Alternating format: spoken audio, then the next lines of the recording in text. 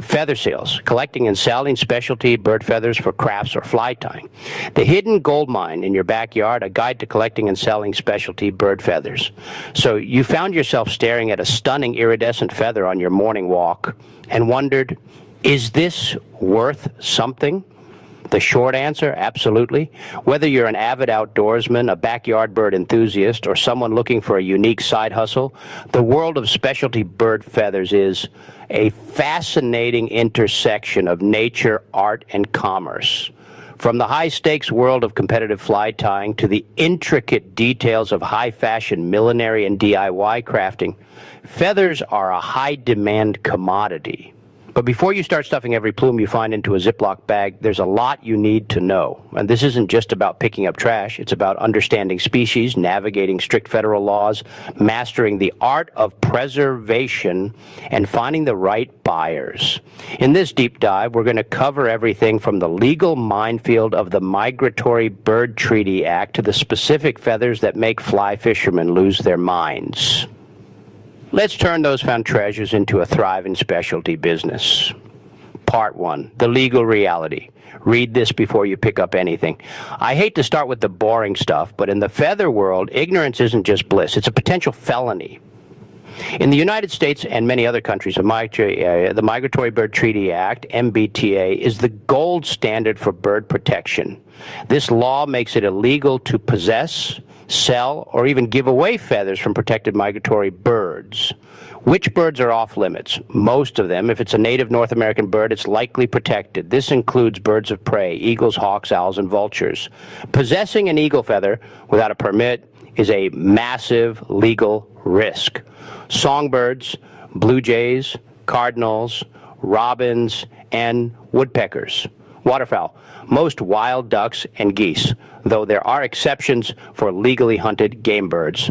So, what can you sell? The market for legal feathers focuses on 3 main categories: domesticated poultry, chickens, turkeys, geese, and ducks raised on farms. Upland game birds, pheasants, quail, and grouse, usually obtained through legal hunting or farming, invasive or non-native species. European starlings, house sparrows, and ring-necked pheasants are generally fair game because they aren't protected under the MBTA.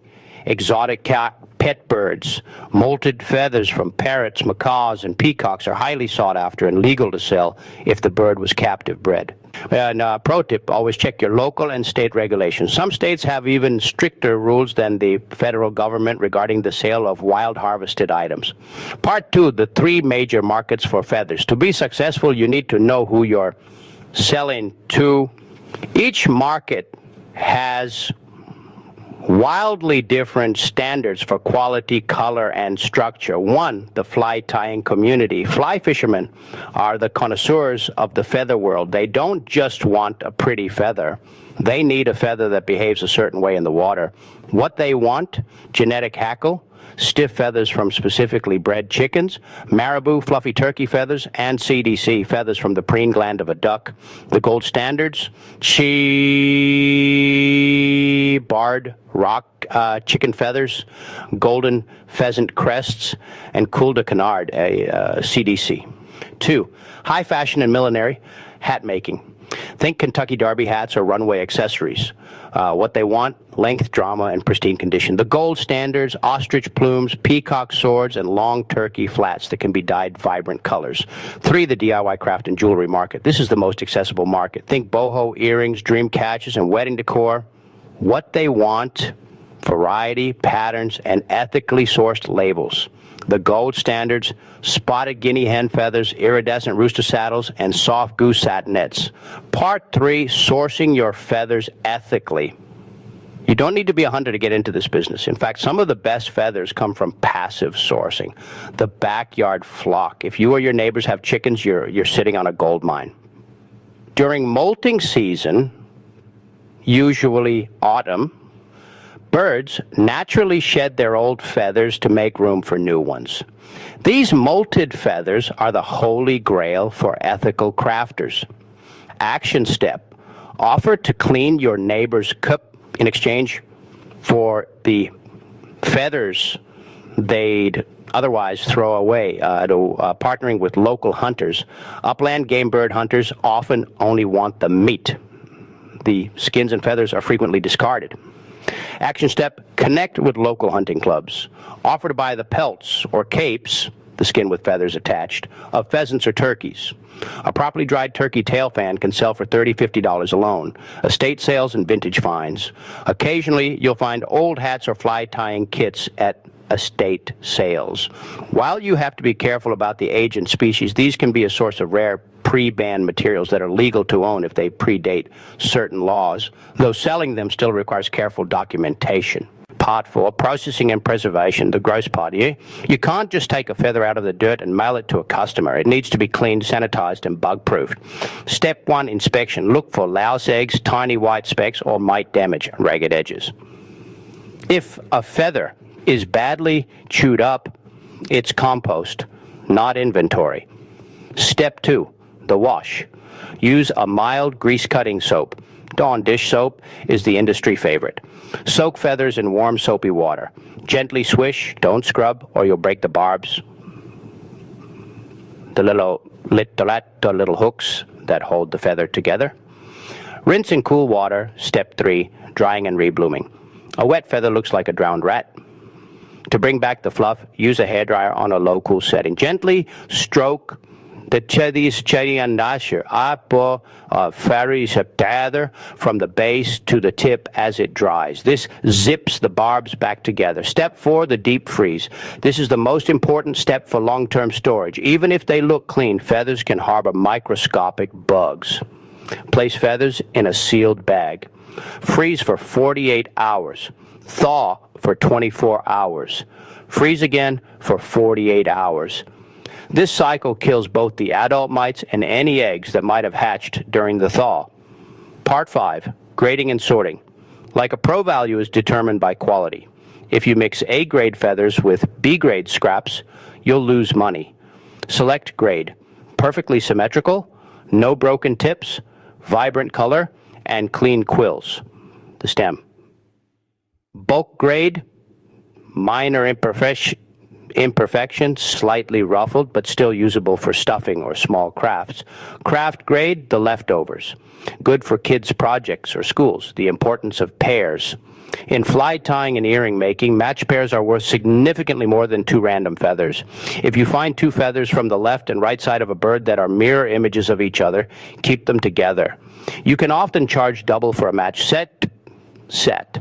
Part 6, photography and presentation. In an online marketplace, your photo is your storefront. Feathers are notoriously difficult to photograph because of their sheen and fine detail. Use natural light. Avoid harsh flashes, which create hot spots on iridescent feathers. Contrast is key. Place light feathers on a dark background and dark feathers on a light background. A simple piece of black velvet or slate gray cardstock works wonders. The scale shot. Always include a ruler or a common object, like a coin, in at least one photo. People need to know if that feather is 2 inches or 12. Show the vent for fly tears. Show the underside of the feather and the fluff near the base. This tells them how it will wrap around a hook. Part 7, where to sell your specialty feathers. 1, Etsy. The undisputed king of the craft market. Use keywords like ethically sourced, true, cruelty-free, naita, shown, hand-picked. Focus on the story of the feathers. 2, Sakaito, eBay. Best for bulk lots or rare hunting trophies like full turkey tails or pheasant pelts. Fly tyers frequent eBay looking for estate find materials. 3, Instagram and TikTok.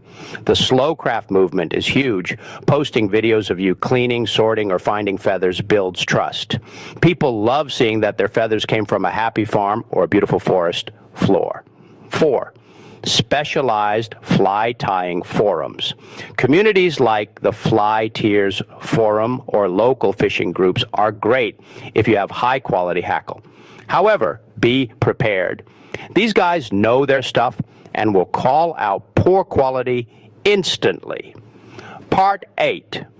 Shipping without damage. Nothing ruins a sale faster than a broken quill. Small feathers. Use stay flat rigid mailers. Long feathers. Use cardboard mailing tubes. Pro tip. Place the feathers inside a clear poly bag first, then tape that bag to a piece of cardstock so they don't slide around inside the envelope. Part 9, scaling your business. Once you've mastered the basics, how do you go from hobbyist to specialist? Dyeing. Plain white goose or turkey feathers are cheap. Hand-dyed neon or vintage pastel feathers are expensive. Learning to use acid dyes can triple your profit margins. Custom packaging. Instead of just throwing 10 feathers in a bag, create curated kits.